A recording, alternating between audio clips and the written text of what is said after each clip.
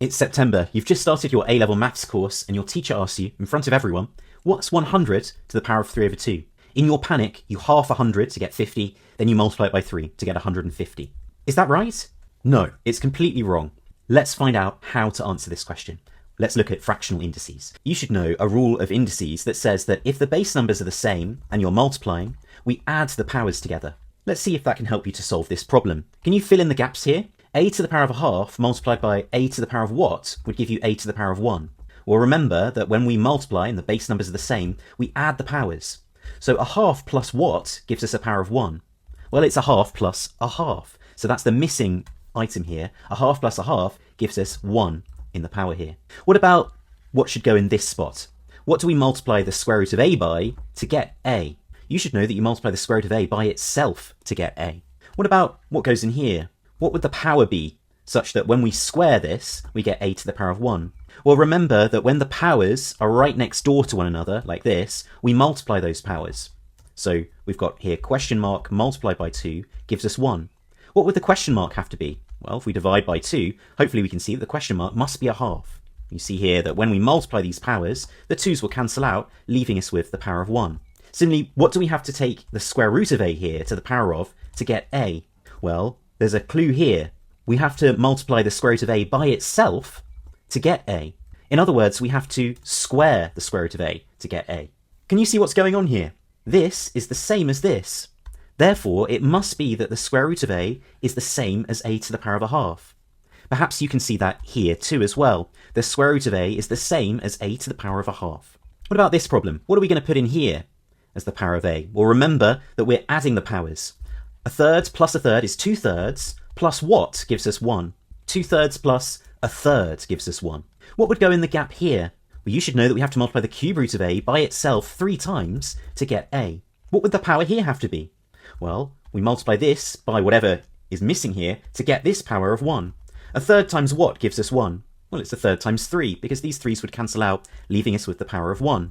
And what's the missing item here? What do you cube to get a? Well, we cube the cube root to get a. So hopefully you can see that a to the power of a third is just another way of writing the cube root of a. Perhaps you can see that here, that those two things are the same.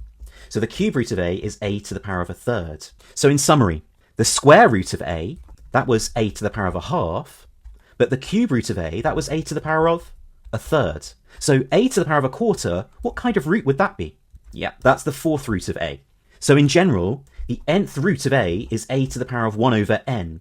So the denominator of this fraction here, the number on the bottom, tells us the type of root that we have. Let's look at some numerical examples. 8 to the power of a third, what would that mean? What kind of root is it? Well, the number on the denominator here tells us the root. It's the cube root of 8. What is the cube root of 8? What number do you have to multiply by itself 3 times to get 8? It's not 1 times 1 times 1, that's 1. What about 2 times 2 times 2? Yeah, that's 8, isn't it? So the cube root of 8, 8 to the power of a third, is 2. What about 9 to the power of a half? Be careful, we don't mean half of 9, we're not multiplying. This is in the power. It's not 4.5, the answer. This means the square root of 9, which you should know is 3, because 3 times 3, 3 squared, gives you 9. What about this? What does it mean? It means the fourth root of 16. What number do you multiply by itself 4 times to get 16? Well, it's not 1. 1 times 1 times 1 times 1, that's 1. What about 2? 2 times 2, that's 4. Times 2 again, that's 8. Times 2 again, yeah, that's 16. So the fourth root of 16 is 2. 16 to the power of a quarter is 2.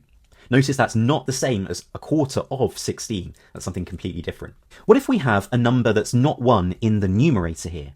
Well, that numerator tells us the power. This means that it's the fourth root of 16. The denominator tells us the root, but the numerator tells us the power. So in this case, it's a power of 3. What is the fourth root of 16? Well, we just worked that out. That was 2. So this is the fourth root of 16, that's 2, to the power of 3. 2 to the power of 3, be careful, it's not 6. It's 2 multiplied by itself 3 times. 2 times 2 times 2, that's 8. What about 8 to the power of 2/3? Let's remember what it means. First, we do the root.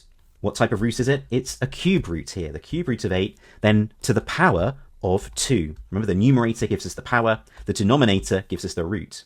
What is the cube root of 8? That's 2, and then we need to square it to get 4. What about 100 to the power of 3 over 2? Well, what kind of root is it?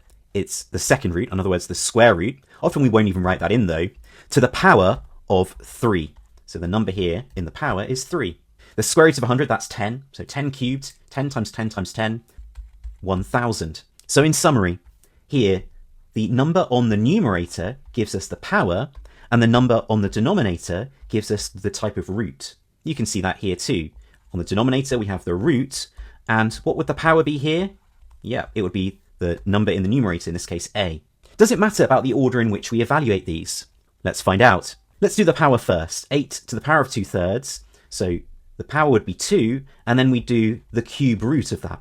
So this would be the cube root of 8 squared, the cube root of 64. That's a little tricky, but if you think about it, it's 4 times 4 times 4. 16 times 4 gives you 64. So that's the answer is 4. It's a little tricky though, isn't it, to do the cube root of 64? In fact, it's easier to do the root first. So if we take 8 and we first do the root, what type of root? It's the cube root, and then do the power. Well, that's a little easier to work out because the cube root of 8, I can do more easily in my head, that's 2. So we've got 2 squared, 2 times 2, that's 4. So I always recommend to my students that they do the root first because that makes the number smaller and therefore easier to deal with. If you do the power first, it makes the number bigger in general, and therefore it's a little trickier then to take any root of that quite big number. So do the root first, then do the power. But both ways should give you the same answer. The most common mistake that I see is that students confuse powers with multiplying. 27 to the power of 2/3, is that the same as 27 times 2/3?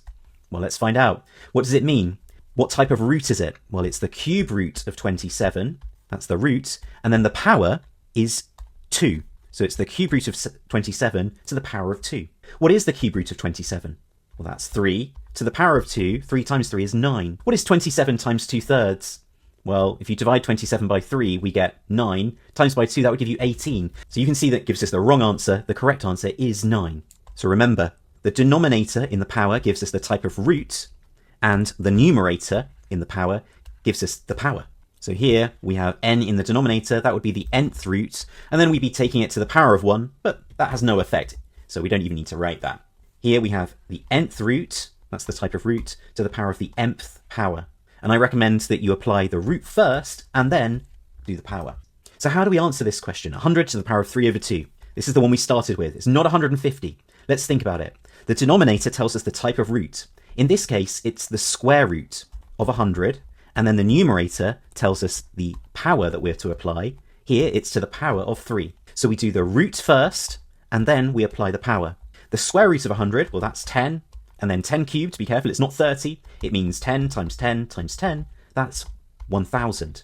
So be careful, 100 to the power of 3/2 doesn't mean 100 multiplied by 3/2. It's not 150. In fact, it means do the square root and then cube it. I'm building a summer course to help students who've just finished their GCSEs to make the big step up to A-level. Are you interested? Let me know in the comments.